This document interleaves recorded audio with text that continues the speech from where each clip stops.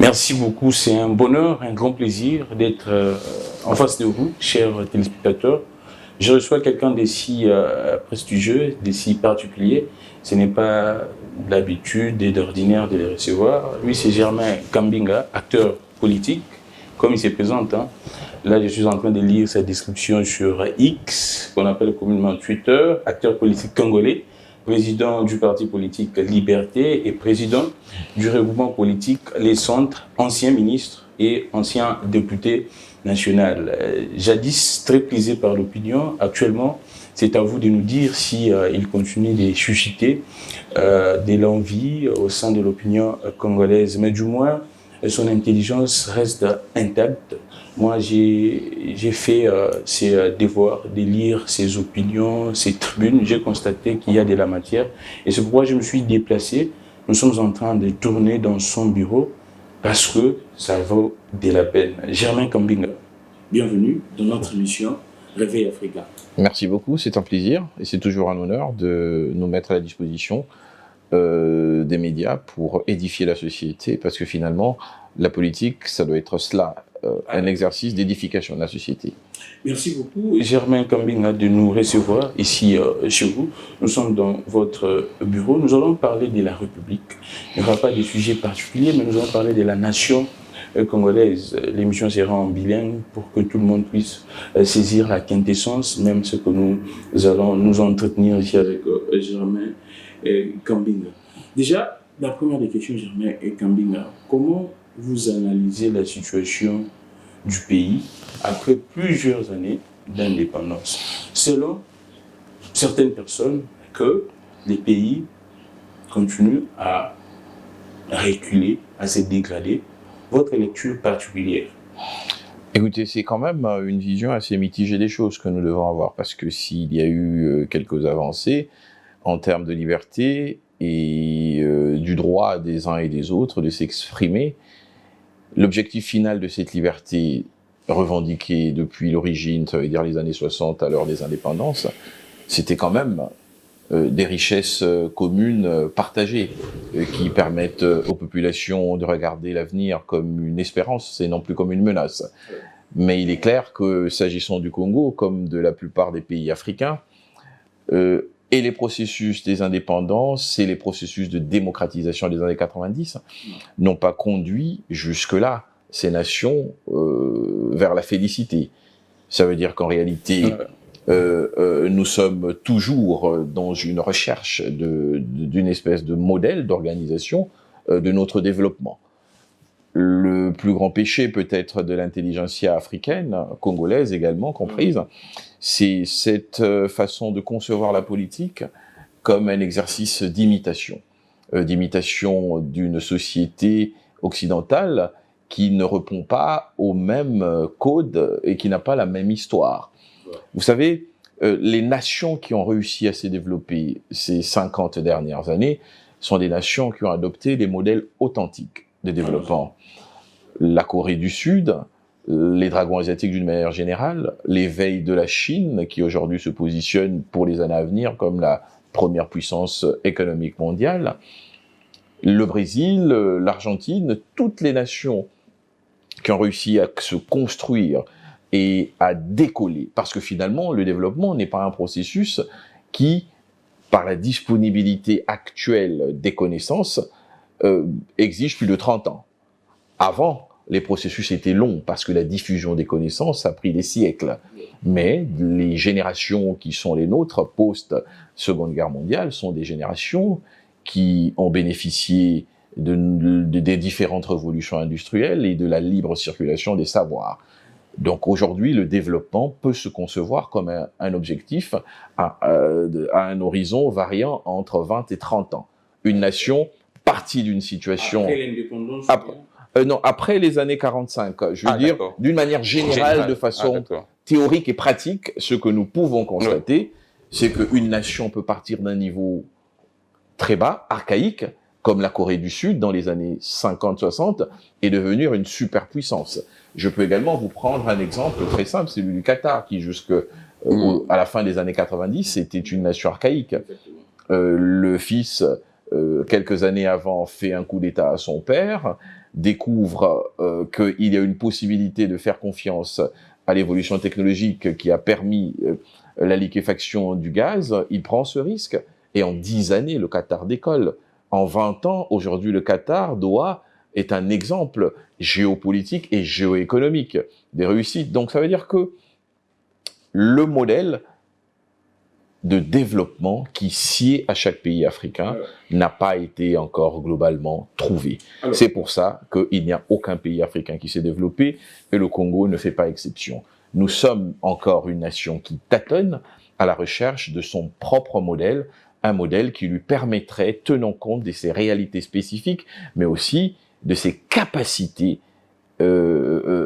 naturelles au regard des besoins de l'humanité aujourd'hui, de se positionner au diapason de cette problématique et de décoller. Ce modèle, il faut le trouver. Les potentialités, ils sont là. Et c'est dans ce cadre-là que j'ai dit un peu de façon polémique depuis près de 10 ans que le Congo, c'est l'Arabie Saoudite de demain. Pourquoi ?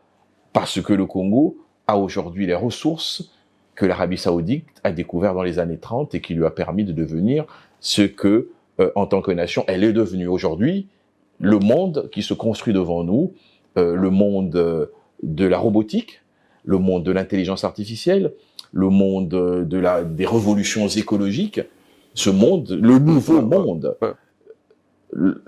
se construit ou se construira par les richesses détenues à plus de 60% par le Congo, cobalt, cuivre,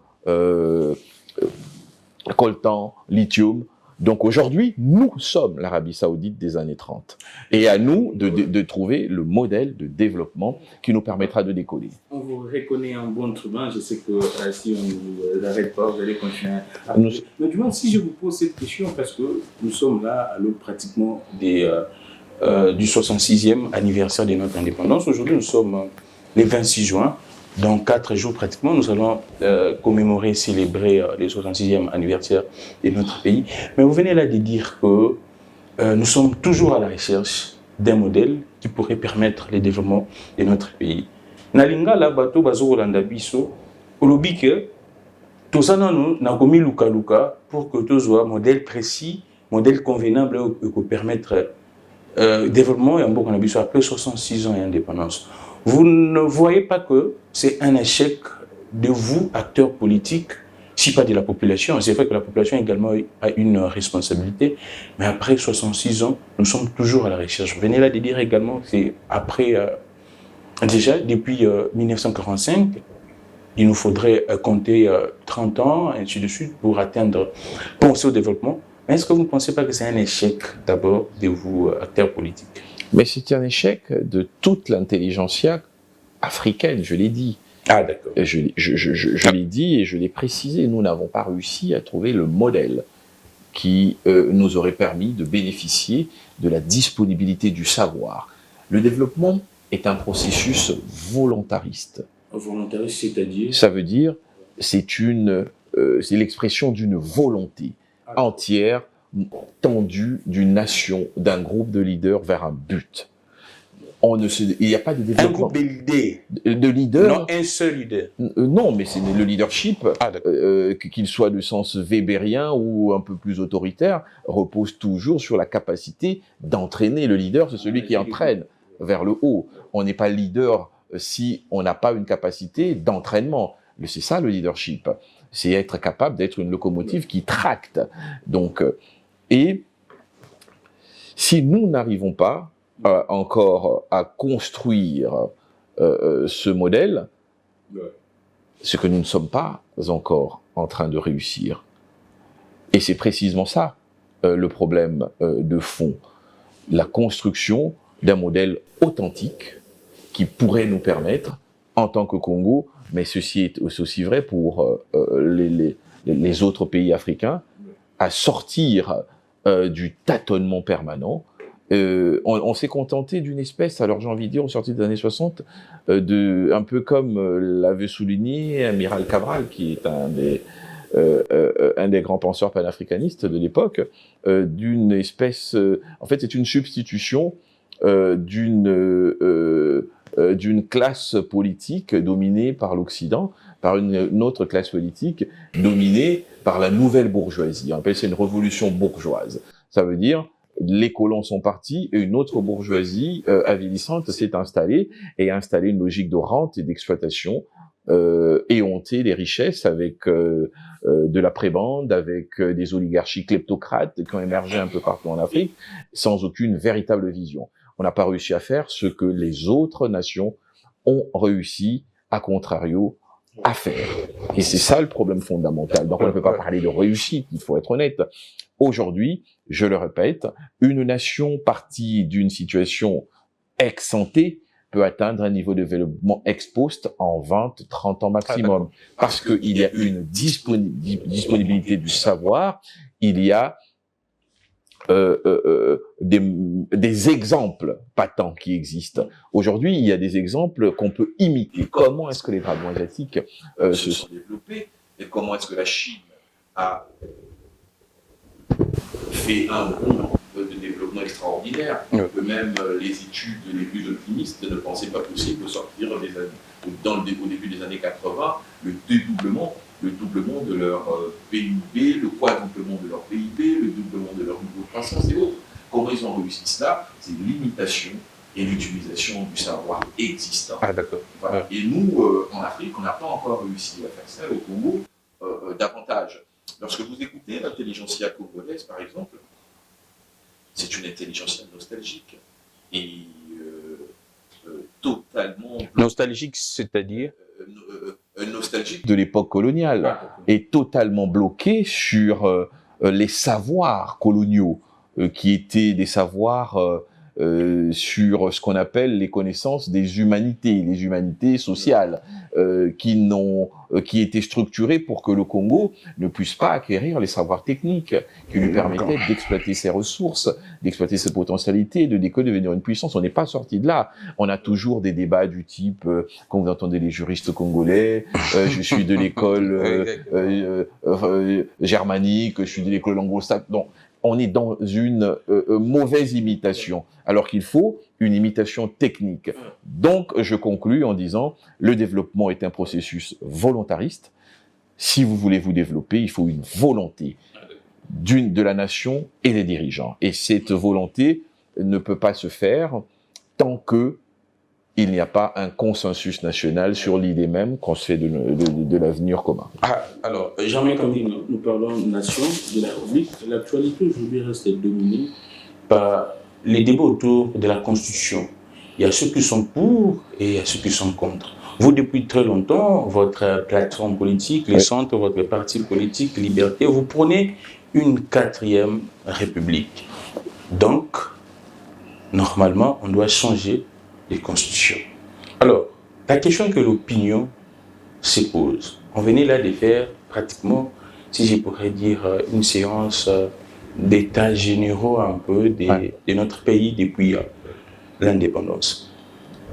Qu'est-ce qui bloque dans notre constitution actuelle pour que le pays ne soit pas développé? En d'autres termes, j'ai suivi certains professeurs, des grands professeurs d'économie, qui disent clairement que notre constitution la constitution actuelle n'est pas celle du développement.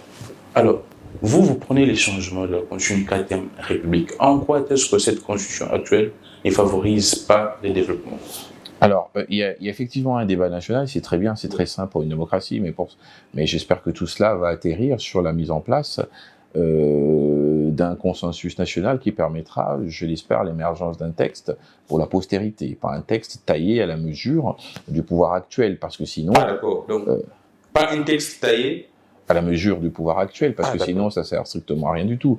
Le prochain pouvoir fera la même chose. Si aujourd'hui on en est là, c'est parce qu'on a déjà un texte qui était taillé à la mesure des acteurs. L'actuelle constitution est taillée à la mesure des acteurs, des anciens acteurs. Des acteurs qui l'avaient structuré.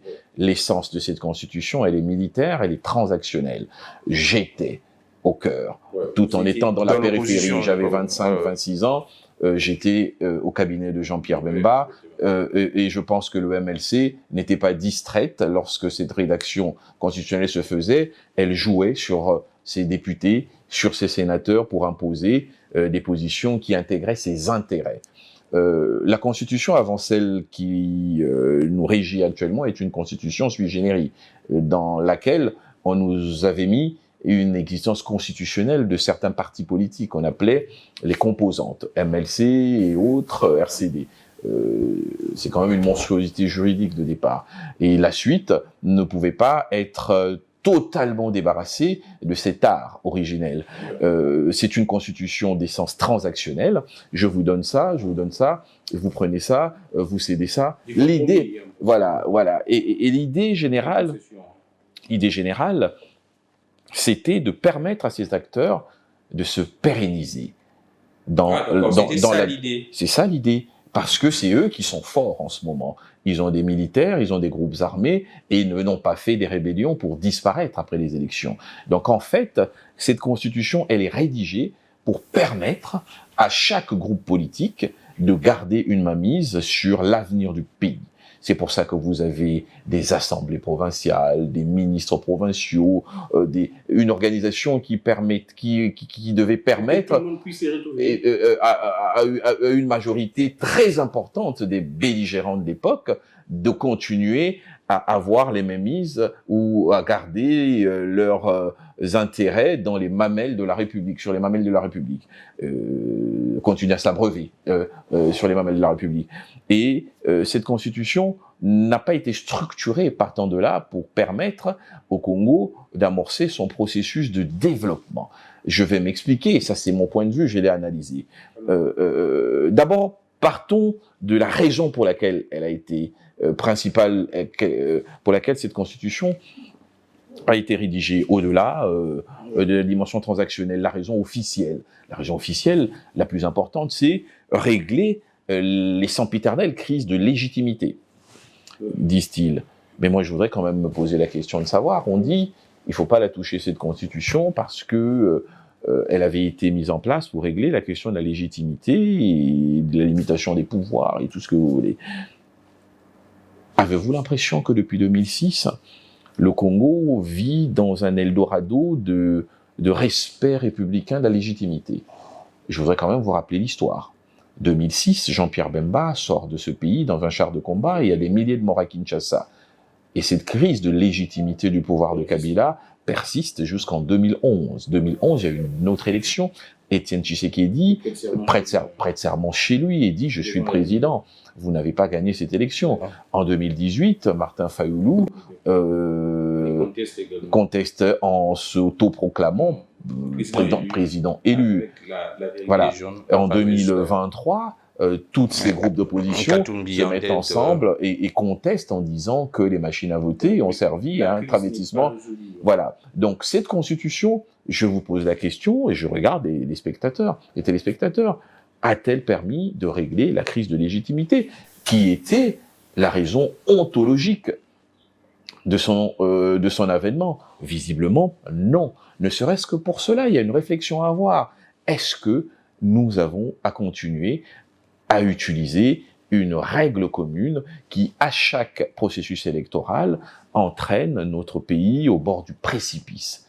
Nous avons échappé à une catastrophe en 2006, en 2011, en 2018 et en 2023. Et aujourd'hui, nous nous retrouvons même dans la situation ubuesque d'une situation, du constat de la présence de l'ancien président de la République et de l'ancien président de la Commission électorale nationale indépendante dans une rébellion qui occupe une partie du territoire. Mais alors, une fois qu'on a dit cela, Gramic, pouvons-nous, un seul instant, avoir l'honnêteté intellectuelle de regarder le peuple en face et de dire « Reconnaissons que cette architecture institutionnelle, voulue comme remède à la problématique de la légitimité, a totalement échoué ». Est-ce qu'on peut avoir un constat d'échec plus grand que celui de voir l'ancien président de la République qui transmet le flambeau à son successeur de manière pacifique et on dit « Hurrah ! Vive l'alternance, vive la démocratie !» Voir cet ancien président devenir un rebelle, condamné à mort au niveau des instances nationales, accompagné dans cela par celui-là même qui organisait le processus électoral. C'est un sacré vaudeville quand même cette histoire. Et partant de tout cela, on veut nous faire croire qu'il n'y a pas de remise en question ni de remise en cause à faire sur cette Constitution. Alors, Germain Kambing, je ne vous interromps pas. C'est une question d'honnêteté intellectuelle. Déjà, d'emblée, si je me mets à la place de l'opinion de la population, tu vous réponds, est-ce effectivement c'est un problème de texte ou bien c'est un problème d'acteur politique, de l'homme? Mais voilà, ça c'est... Non, c'est quelle opinion qui passe là? Une opinion. Mais quand vous faites un... Je peux répondre très bien. Moi, je savais que vous alliez en arriver là. Ça, c'est encore une des absurdités des pense-petits de l'espace congolais. Non, d'abord, c'est une absurdité de dire cela. Cette histoire de... le problème, c'est pas les textes. Non, le problème, c'est toujours les textes.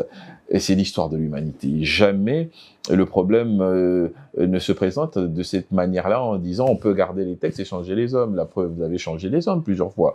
Depuis 1960, combien de gouvernements avez-vous eu? Vous avez gardé la même essence organisationnelle, et si vous regardez la plupart des constitutions, à part celle de l'époque de Mobutu, la plupart, c'est quasiment les mêmes choses.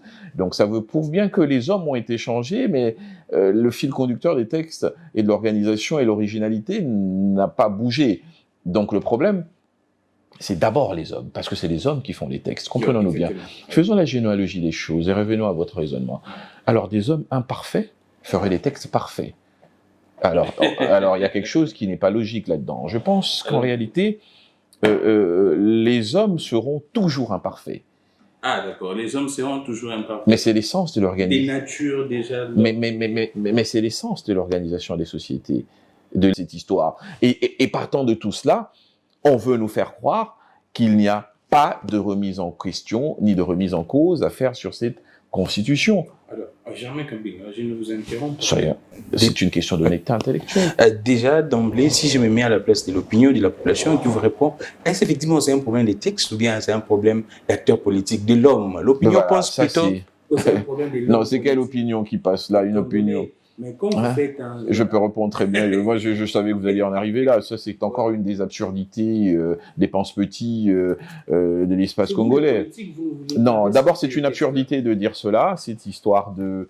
le problème, c'est pas les textes. Non, le problème, c'est toujours les textes. Et c'est l'histoire de l'humanité. Jamais le problème ne se présente de cette manière-là en disant on peut garder les textes et changer les hommes. La preuve, vous avez changé les hommes plusieurs fois. Depuis 1960, combien de gouvernements avez-vous eu? Vous avez gardé la même essence organisationnelle, et si vous regardez la plupart des constitutions, à part celle de l'époque de Mobutu, la plupart, c'est quasiment les mêmes choses. Donc ça vous prouve bien que les hommes ont été changés, mais le fil conducteur des textes et de l'organisation et l'originalité n'a pas bougé. Donc le problème, c'est d'abord les hommes, parce que c'est les hommes qui font les textes, comprenons-nous bien. Faisons la généalogie des choses et revenons à votre raisonnement. Alors des hommes imparfaits feraient des textes parfaits. Alors, il y a quelque chose qui n'est pas logique là-dedans. Je pense qu'en réalité, les hommes seront toujours imparfaits. Ah, d'accord. Les hommes seront toujours imparfaits. Mais c'est l'essence de l'organisation. Des natures déjà de l'homme. Mais c'est l'essence de l'organisation des sociétés, de l'État. Même l'hypothèse de départ, c'est que on fait des textes pour permettre qu'il y ait un lissage des imperfections des hommes. Et c'est lorsque ces imperfections commencent à rencontrer des difficultés, commencent à trouver les failles du système, qu'on révise les textes. C'est ça l'idée même des réformes. C'est qu'on a épuisé l'efficacité des textes et on se rend compte que ces textes ont atteint leur limite d'efficacité. On les change pour les adapter. Jamais il ne se passera une situation où on pourrait dire le texte il est parfait, alors qu'est-ce qu'il faut faire? On prend tous les politiciens congolais, on les met au stade des martyrs, on les fusille. Et on garde le texte. Est-ce que ça c'est possible? Non. Alors puisqu'on ne peut pas fusiller tous les politiciens et garder le texte, alors qu'est-ce qu'on fait? On regarde pourquoi le texte pose problème. Nous, dans notre analyse de fond, ce texte n'est pas adapté à nos mentalités. Les Congolais, il ne faut pas leur laisser des énoncés d'ordre globaux. Hein. Il faut être précis. Il faut une constitution qui édicte la sanction. comme règle de gouvernance. La compétence comme règle d'accès aux fonctions publiques. L'évaluation comme mode de gestion. Et là, on aura une constitution de développement. Tout est possible. Si on a mis des parties dans la constitution, c'est qu'on peut faire une constitution de développement qui fera de la méritocratie une valeur constitutionnelle, de la sanction politique un impératif constitutionnel.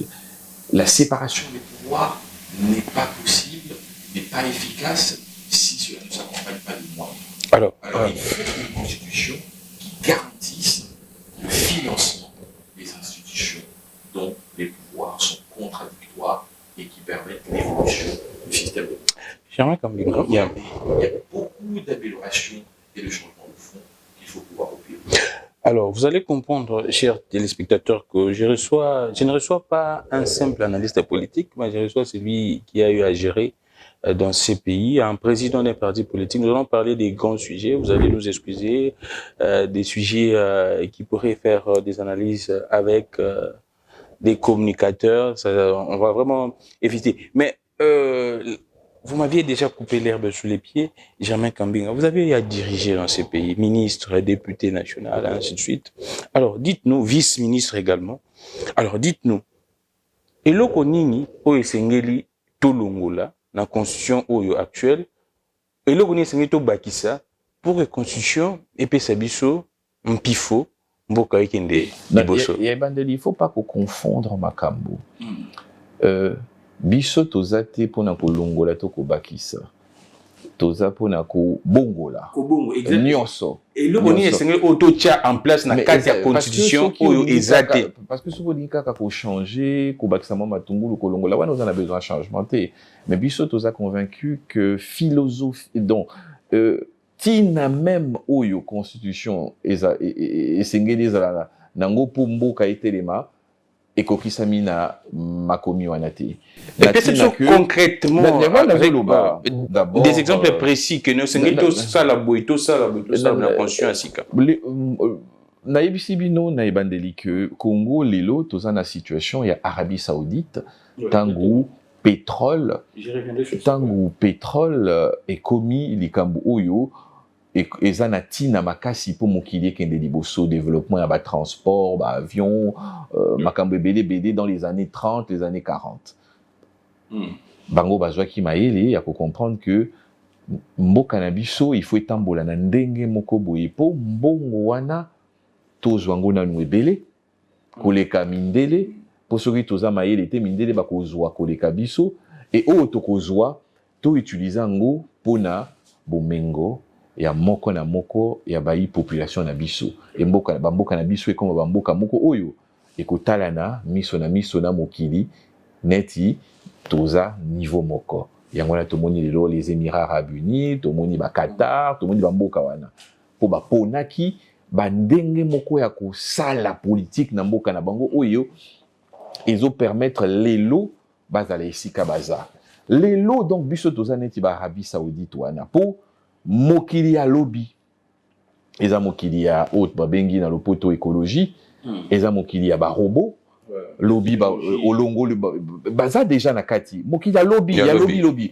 ba lobby nga na uti otala ba émission ba Elon Musk batoyo boyebi a lobby que y est dans quelques années les plus riches du monde oui le plus riche du monde mokili ya lobby ba bazotonga ngo ba robot ba ozo importance lobo kono ekatani ba tuyo ya robot ndele to mona kala ba film eta mokili ya lobby polo soko ebisi ba maman na biso ba papa na biso ba boy pendant les années 40 azo solana na téléphone et ça kaka ndenge biso tokomona pe dans 10-15 ans ba robot mokili ya lobby c'est ça lelo ba guerre ezo sala mana ba drone ba tu bazo limwa ba tout sur terrain bazo limwa et lobby ba robot ba kozwa place à batou donc mokili ezo tongama cette guerre là na intelligence artificielle pona ko sala yango ba puissance à lelo neti kaka lobby na pétrole maintenant on a besoin ba matière wana Congo azanango ebele et toza parmi ba premiers producteurs ba matière neti ba cuivre ba matière neti ba cobalt ba lithium et tout ça donc bokoki ko continuité ya ko sala ba débat na organisation na bino il y a imitation, il y a ba logique, il y a ba France des années 1800, oh, nganaza mutu dans la logique à Montesquieu, nganaza mutu dans la logique, il y a Emmanuel Kant. Non, on est là qui a bamboka na bango, chinois réfléchissent à bongo te. Il faut qu'on réfléchisse sur ndenge nini biso 2 345 000 km², tokoyi ko chamaye mais on est à makomi. Biso tolobi donc na groupe na biso constitution asika il faut ezala dadu na ma e banda wana que Congo a coquille dans 30 ans se développer parce que nyonso pona ko se développer toza nango le savoir est disponible et les richesses des awana et plus qu'avant mokili ezota la Congo pour nyonso baza nango besoin pour que les États-Unis à la première puissance à la première puissance Bazan a besoin, il y a sous-sol, il y a Congo. Pour que Chine ait comme ma première puissance, pour Bazan a bitumba wana, Bazan a besoin de richesse à Congo. Donc, biso to komi siko au centre wana, ya makambo. To s'organiser, ndengenene. Et ça, texte. Texte, mutu, il faut loba que, Congolais, tika kobeta badam na coin, Congolais nyonso, il faut avoir formation.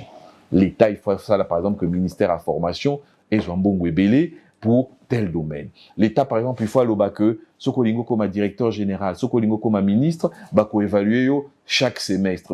Donc, il faut que tu aies un système moko boye na lobby développement des processus volontariste qui fait que totika loyenge y a tribalisme, y a copinage mondain, y a biloko nyonso et ça là que au lieu Congo et kende liboso, Congo exotique à la surplace ou bizozonga sima.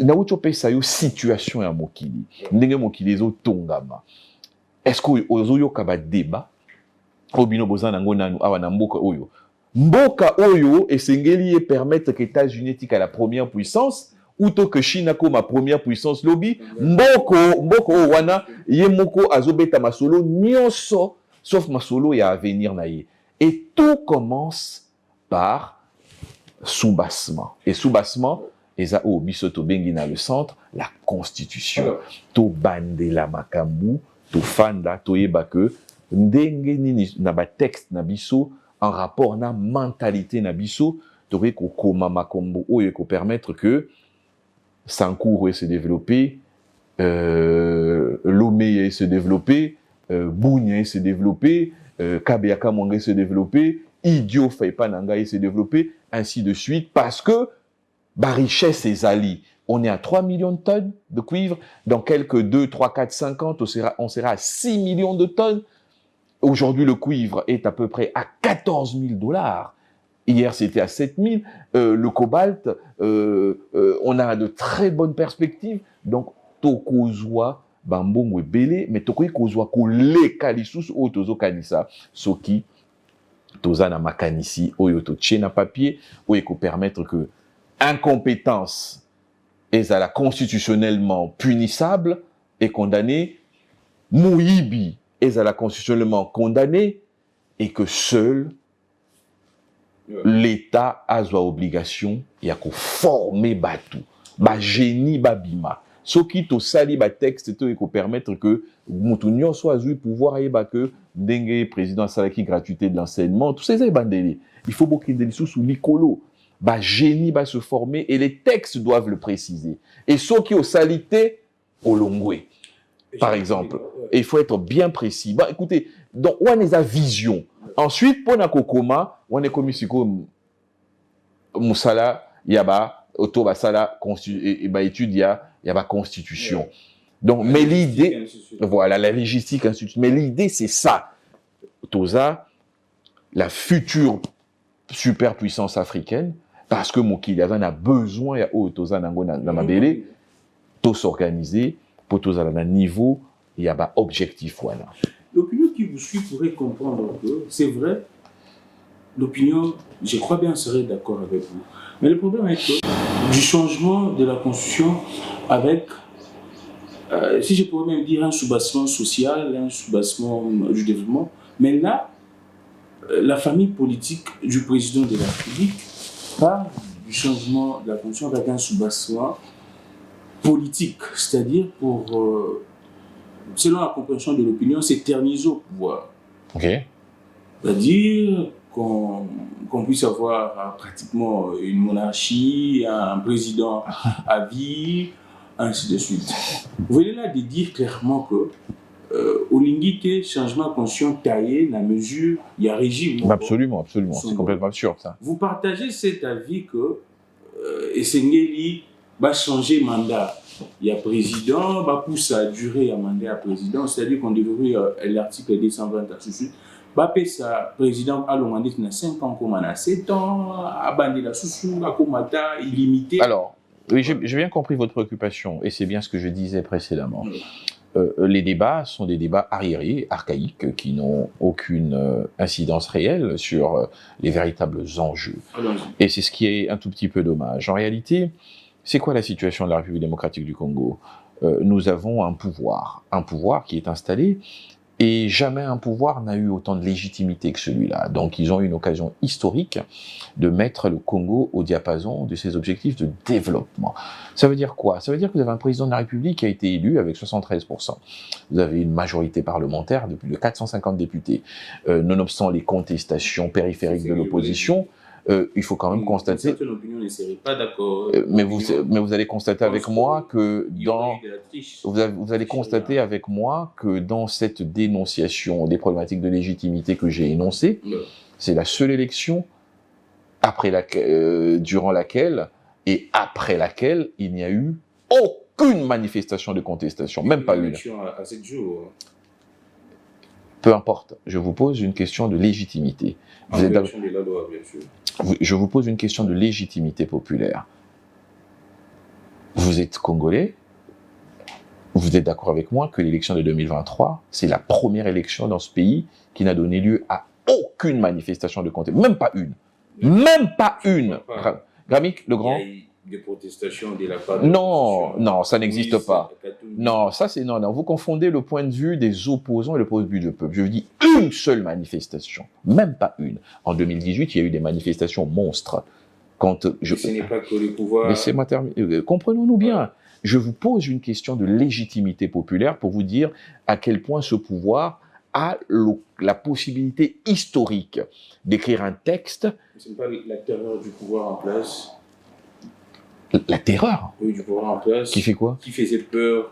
Ce pouvoir est plus intimidant que le pouvoir de Joseph Kabila ou le pouvoir d'Omze Kabila? Je sais pas, je n'ai pas l'impression. Je crois qu'on a toujours les mêmes difficultés puisqu'on est une société en démocratisation. Alors, je vous ai posé une question et je prends vos téléspectateurs à témoin. Sommes-nous d'accord que c'est la première élection qui n'a donné lieu à aucune, même pas une seule, même pas une toute petite de 10 personnes.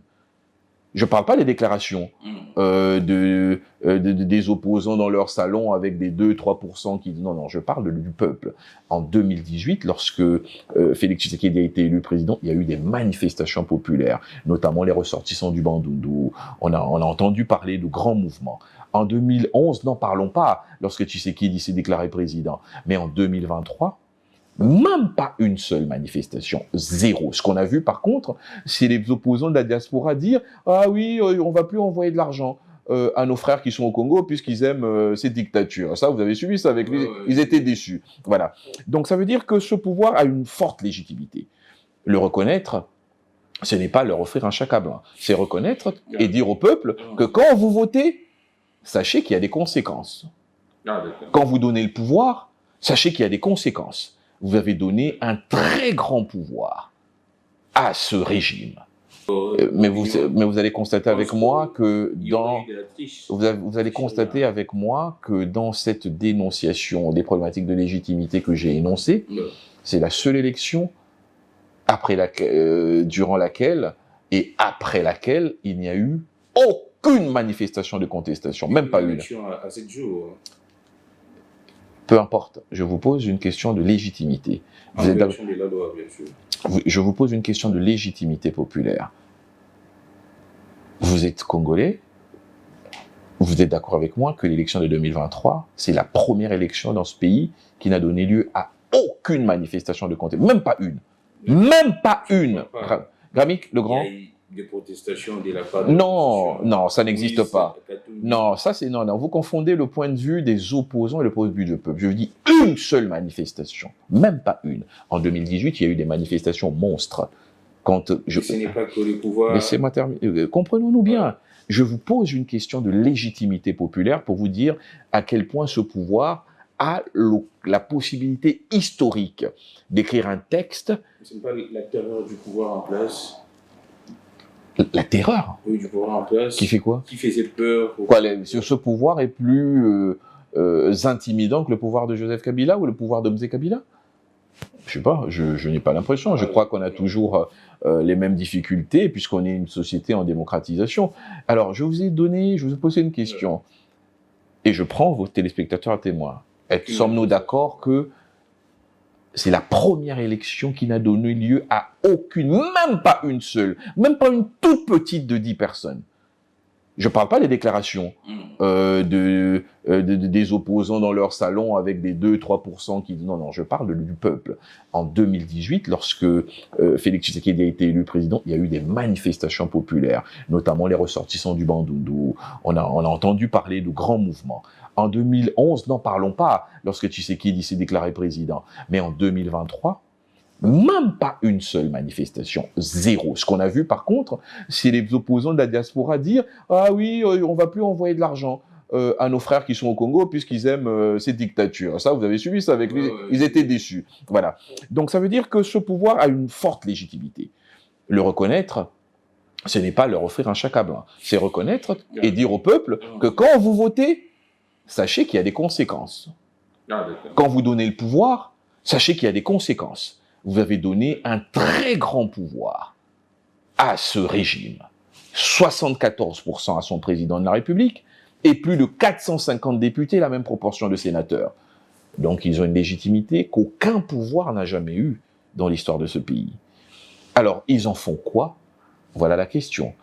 Ils veulent une réforme constitutionnelle. Nous, ce que nous disons en tant que centristes, oui, ça tombe bien, nous aussi. On a toujours défendu un changement de constitution, donc une réforme en profondeur, radicale même de la constitution. Mais nous disons, faites-le pour ça.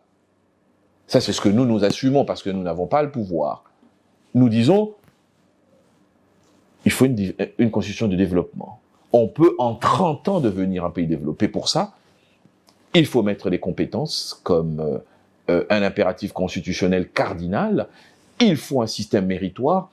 Il faut un système de sanctions, il faut le financement des contre-pouvoirs, ça veut dire le pouvoir judiciaire, pour être indépendant, ce ne sont pas des mots, ce n'est pas un texte, c'est des moyens.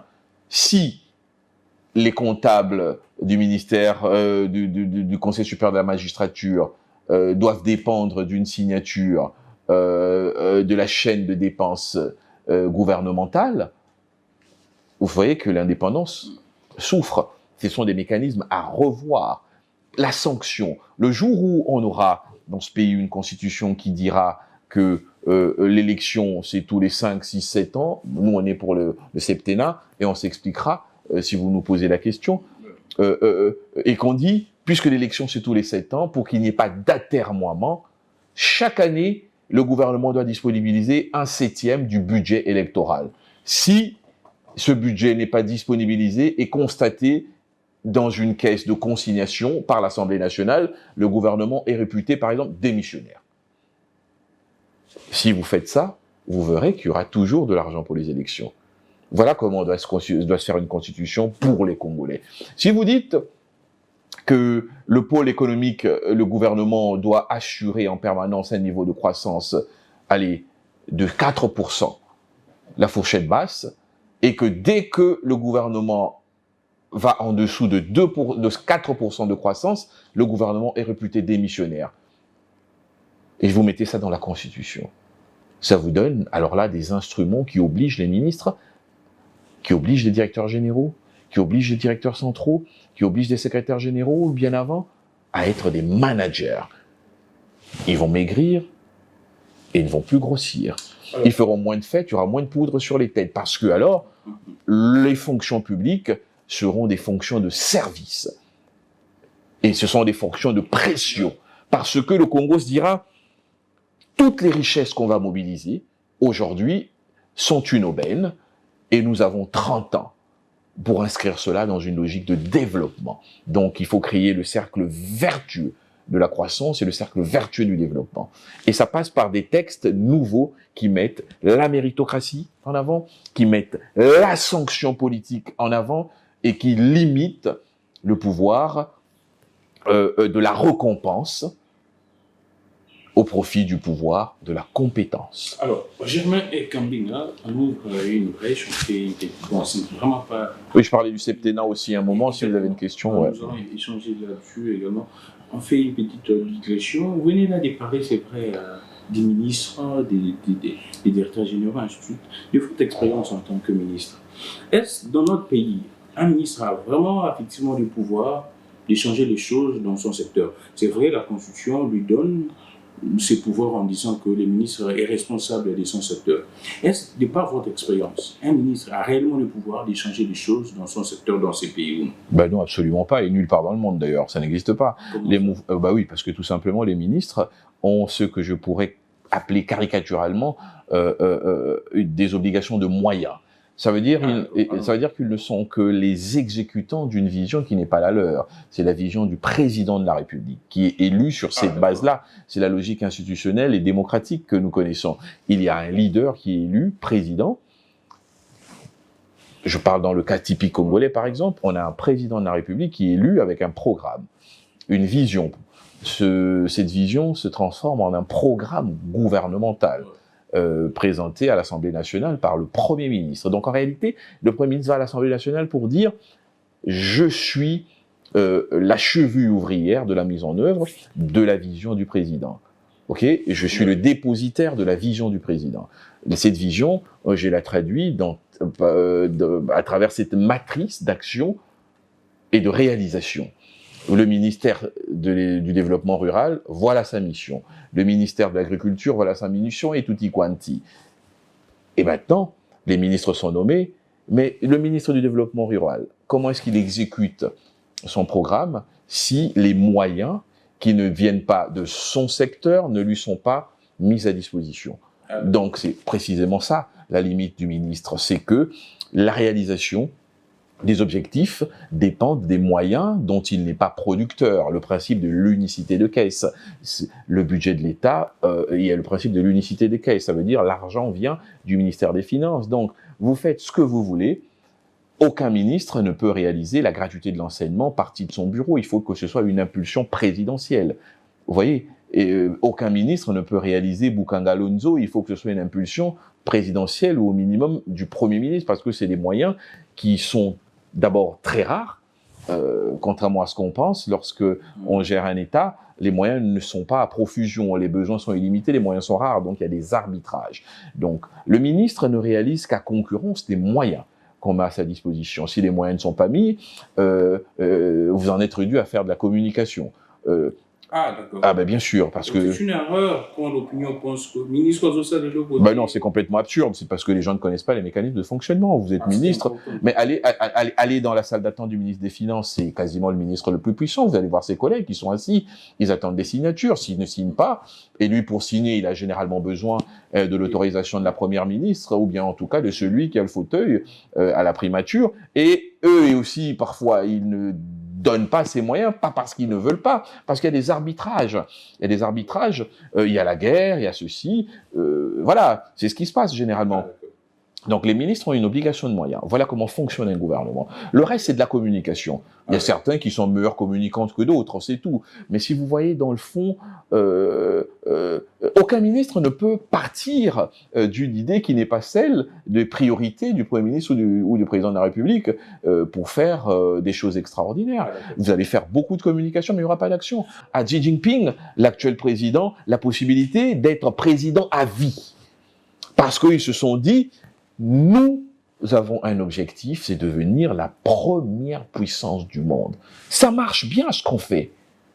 Alors, mais pour que ça marche encore mieux, nous assumons que pour que cet objectif soit atteint, il faut une certaine ligne de conduite. Et c'est ça, le sérieux. Je ne dis pas qu'il faut faire la même chose au Congo, je dis qu'il faut trouver votre modèle. Parce que si vous ne le trouvez pas, Parce que si vous continuez à faire les blagues que vous faites dans les réseaux sociaux, sur TikTok, si vous continuez à vous amuser avec la politique nationale, si vous continuez à mettre, comme j'ai vu une manifestation des opposants et autres, toutes ces plaisanteries qu'on a pu voir, est-ce que vous vous rendez pas compte de ce qui est en train de se faire autour de vous? Si vous n'êtes pas sérieux, retenez bien ce que je vous dis, l'avenir de l'humanité se fera sans vous, mais avec vos richesses. Et s'il faut diviser ce Congo, ils le feront, sans état d'âme. Et c'est au rendez-vous de ce sérieux que j'invite l'ensemble des Congolais et la classe politique congolaise. Alors, Germain Kambinga, nous allons finir très rapidement la question sur les tribalismes. Vous allez épiloguer également sur, parce que d'ici là déjà, une année après la signature de l'accord de Washington. Mais vous prenez les deux questions, je vous laisse parler, vous exprimer. Comment expliquer une année après la signature de l'accord de Washington, il n'y a pas toujours apparemment la paix dans l'Est, les Congolais continuent de mourir, de croupir chaque jour. Également, dans ce qui se passe, il y a également un sentiment. C'est vrai, vous venez là de dire que les gens pourraient diviser. Il y a un sentiment également pour les gens de l'Est qui sont abandonnés, ainsi de suite. Et derrière ça, on constate également la montée du tribalisme. Ok. Une certaine opinion accuse ces pouvoirs d'accentuer les tribalismes. C'est vrai, on pourrait prendre également, selon cette même opinion, l'arrestation de plusieurs généraux qui seraient dans le même espace linguistique. Également des nominations beaucoup plus données à un autre espace linguistique, mais un même espace linguistique. Vous prenez toutes ces questions et puis nous allons finir. Alors, d'abord, la première chose, moi je pense que l'erreur que toute la société congolaise commet, effectivement, c'est de s'habituer à la situation, cette vie qui semble tout à fait normale, alors que Goma, Bukavu et de nombreux territoires de l'Est sont pris, et que chaque jour, comme des faits divers, des jeunes Congolais, des moins jeunes, mais nos militaires en tout cas, se battent avec bravoure au front pour régler cette situation. Moi, j'ai toujours été de ceux qui pensaient que la priorité la plus préséante était le recouvrement de notre intégrité territoriale et que cela exigeait de véritables sacrifices de toute la nation, dans son agir, dans son comportement. Nous sommes une nation qui a une partie de son corpus malade. Et nous ne pouvons pas vivre comme si tout allait bien, Madame la Marquise. C'est le reproche que moi je fais, en toute objectivité, à la société congolaise, parce que c'est sérieux. Les gens meurent à l'est du pays, nos militaires se battent, mais si vous demandez à chaque Congolais, ce matin, combien êtes-vous à avoir pensé à l'est du pays? En toute honnêteté. Je suis sûr qu'ici à Kinshasa, il n'y en a pas beaucoup qui ont pensé à l'est du pays. Je crois qu'on s'est un peu trop habitué, qu'on s'habitue un peu trop. Et c'est très grave parce que c'est nourrir un terreau fertile pour la balkanisation que être dans cette espèce d'attitude passive vis-à-vis de cette situation. Il faut continuer à dénoncer. Il faut en faire un problème de tous les jours. Il faut que les populations de l'Est sentent qu'il y a une nation qui refuse d'accepter l'administration rwandaise de fait des territoires congolais, parce qu'en réalité, c'est ce qui se fait.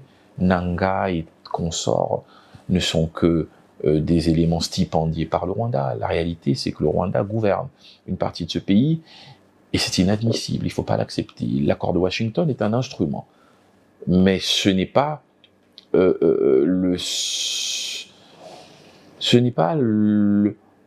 c'est pas l'État congolais dont la responsabilité est celle-là. L'accord est un instrument. Ce n'est qu'un instrument. Je pense que tout ce qui doit être fait pour que cet accord soit l'application rapidement est en cours. D'abord parce que les Américains en ont besoin, je vous l'ai dit précédemment. Oui, cet accord a permis, par la géopolitique et la diplomatie, de bloquer l'avancée des rebelles.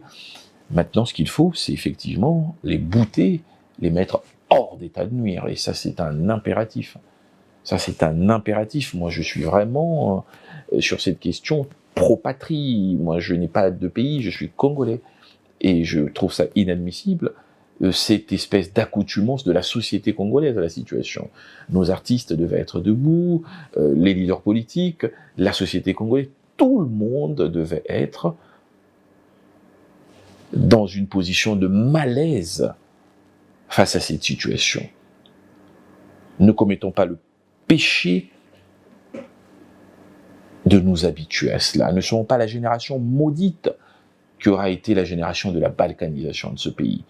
Et il faut notre sérieux pour cela. Il faut notre sérieux. Une armée qui se bat, mais qui a besoin d'être certainement renforcée en moyens et en compétences.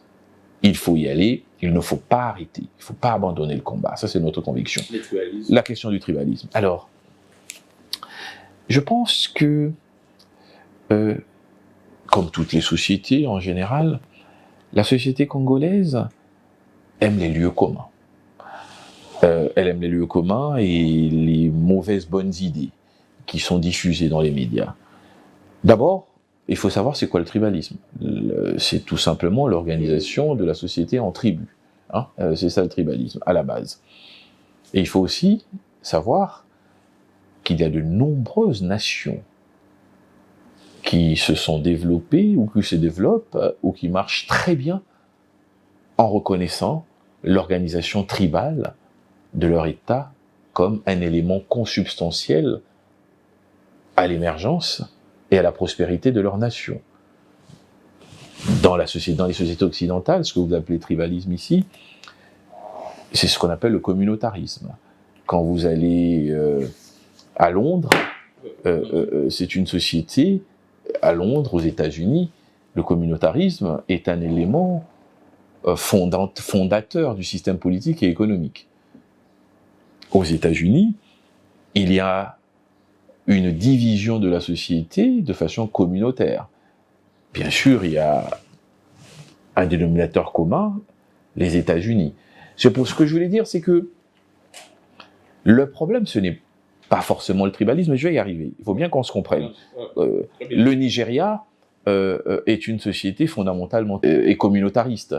Leur système fédéral fait que on a des pans entiers du pays qui sont plutôt musulmans. Il y a même des provinces musulmanes. Et il y a des provinces chrétiennes. Donc, le tribalisme, lorsqu'il est un élément de cohérence sociale et d'émulation des processus de développement, parce que dans certains pays ça marche, en Inde, c'est une société de caste, et c'est une forme de communautarisme également. Mais ils ont trouvé le moyen de faire en sorte que cela ne soit pas l'alibi de l'éclosion de la médiocrité. Vous voyez par exemple au Nigeria, vous avez les provinces qui sont musulmanes, qui promeuvent les meilleurs d'entre eux pour que ces provinces-là se développent parce qu'elles sont en concurrence avec des provinces chrétiennes. Et c'est cette émulation positive qui permet, si vous voulez, le développement global. En Chine, par exemple, savez-vous qu'en Chine, le principe consacré, par exemple, par notre constitution, la liberté de circulation, n'est pas d'application en Chine. Il y a ce qu'on appelle le système de Hoku en Chine. Alors, en Chine, par exemple, si vous êtes de Kisangani, vous devez contribuer au développement de Kisangani, étudier à Kisangani et construire à Kisangani. Si vous décidez de quitter Kisangani pour aller, je ne sais pas moi, à Matadi, sans en avoir l'autorisation, sachez que vos enfants ne pourront pas étudier. Oui, c'est le système de Hoku. C'est vérifiable. Vos enfants ne pourront pas étudier. Ils n'auront pas droit aux soins de santé. Donc tout est fait pour que vous développiez votre espace ethno-tribal, votre espace régional, provincial, en considérant que c'est l'émulation de tout cela qui permet l'émergence nationale. Donc ça veut dire que il ne faut pas prendre le tribalisme comme un mal en soi.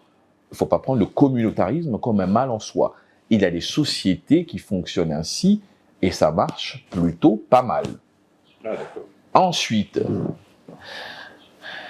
sommes-nous, en République démocratique du Congo, dans une société tribaliste? Est-ce que le fait qu'il y ait des Baluba qui ont accès à des fonctions publiques fait de Tshisekedi et du régime Tshisekedi un régime tribal, tribaliste? Moi, je voudrais apporter une nuance. Et j'espère vraiment que cette partie, vous allez bien m'écouter. Au sortir des indépendances, les nations africaines s'organisent en sociétés politiques. De nombreuses idéologies émergent, communistes, socialistes, révolutionnaires et autres. Mais on constate par l'illettrisme et la prégnance culturelle, si vous faites l'analyse, que ce n'est pas cela qui structure les partis politiques. Lorsque vous êtes en France, lorsque vous êtes en Belgique, les partis politiques se fédèrent par la puissance de l'idéologie. Et ça, c'est depuis la création des partis politiques, au sortir, si vous voulez, de la Révolution française. Ce sont les idéologies. La transmission de toutes ces valeurs-là atteint les États-Unis. Donc, c'est pour ça que lorsque vous êtes en France, par exemple, on saura que dans cette province, c'est une province communiste. Et quand vous allez voir l'histoire, c'est parce qu'il y avait beaucoup d'usines et autres. Et quand les communistes arrivent au pouvoir, ils gouvernent avec qui? Les communistes. Lorsque la droite arrive au pouvoir, Chirac, lorsqu'il devient président, il gouverne avec qui? Avec la droite. Lorsque François Hollande de la gauche ou Mitterrand arrive au pouvoir, il gouverne avec qui? La gauche. Mais la gauche, c'est quoi? Ce sont des socialistes. Parce que c'est le fondement de leur organisation sociopolitique. Vous comprenez? Mais chez nous, quel est le fondement de l'organisation de nos organisations sociopolitiques? Ce ne sont pas les idéologies, soyons honnêtes. Soyons honnêtes. Qu'est-ce qui structure l'organisation des partis politiques? Est-ce que dire que le MLC est un parti prioritairement des Bangalas, c'est mentir? J'étais au MLC. Parce que c'est d'abord ça l'idéologie, dans la conception anthropologique de la philosophie politique en Afrique. La Bako, c'est notre parti. Pourquoi? Parce que nous sommes des Bakongo. Le Palou. Moi, j'ai pas grandi, et je ne m'en félicite pas au Congo. Je suis du Bandundu. Mais j'ai grandi parce que, en pensant, par les transmissions des messages de mes parents, que nous étions tous du Palou, d'une manière ou d'une autre. Est-ce que je mens? Ceux qui suivent ne le savent-ils pas? Que lorsque les Bengales ont le pouvoir, le MPR, on considère que c'est d'abord un parti des Bengalas. Ne sait-on pas que Ensemble pour la République, c'est d'abord des Swahili? Est-ce que c'est faux? Est-ce que la société congolaise peut se regarder en face? Lorsque Guy Zenga est Premier ministre, qu'est-ce qui se passe? Ne voit-on pas émerger de nombreux cadres du Bandundu? L'UDPS, qui ne sait pas que c'est un parti dont le tribut de la lutte a été fortement le plus payé par les Baluba? Ne le sait-on pas? Ça veut dire qu'en fait, chez nous... On va finir. Oui, bien sûr, mais c'est important, cette partie gramique. Très important. L'organisation des partis politiques n'est pas une organisation idéologique, mais c'est une organisation d'abord tribale. Quand on a compris ça, on comprend mieux la suite. Quand on accède au pouvoir, on récompense d'abord ceux qui ont le plus contribué à la lutte. Et il se trouve que lorsque c'est si c'était le MLC de l'époque triomphante, on se serait rendu compte fatalement, moi j'étais au cabinet, mais c'est fatalement, c'est même pas forcé. La preuve, aujourd'hui, vous avez vu les pourcentages que le MLC a fait en 2006 aux élections? Les plus gros pourcentages, c'était où? Je n'étais pas dans l'Équateur? Mais voilà. Prenez l'élection de 2023, Moïse Katumbi, l'essentiel de ses voix, il les a eu où? N'est-ce pas au Katanga? Ça veut dire quoi? Ça veut dire qu'en réalité, il y a une analyse de l'organisation sociopolitique congolaise qu'il faudra à un moment faire et s'interroger sur le lien qu'il faut qu'on mette en exergue entre cette réalité-là et l'efficacité du fonctionnement de l'État. Ce qu'il faut combattre et ce qu'il faut accepter. Donc, s'il y a beaucoup de Balouba qui ont des fonctions, c'est peut-être parce que lorsque Hollande est au pouvoir, il y a beaucoup de gens de la gauche qui ont le pouvoir. Et chez nous, les idéologies n'existant pas, c'est les combattants, c'est les lutteurs qui trouvent généralement illégitime de ne pas avoir la récompense de leur combat.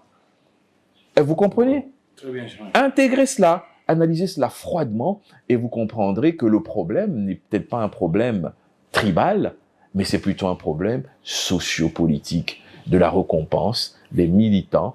Et si les militants, malheureusement, suivent d'abord l'appartenance ethnique, ce n'est peut-être pas la faute des leaders. C'est peut-être la faute de notre société qui, originellement, n'est pas une société des idéologies, mais c'est une société du ressenti, des émotions et de l'appartenance. Vous n'enlèverez jamais de la tête d'un vieux papa de Gungu ou de je ne sais pas quel coin du Congo son appartenance au Palou. Il vous posera toujours la question, il vous dira tout, c'est notre parti. Merci beaucoup. Alors, si vous voulez changer les choses, oui, il faut les changer.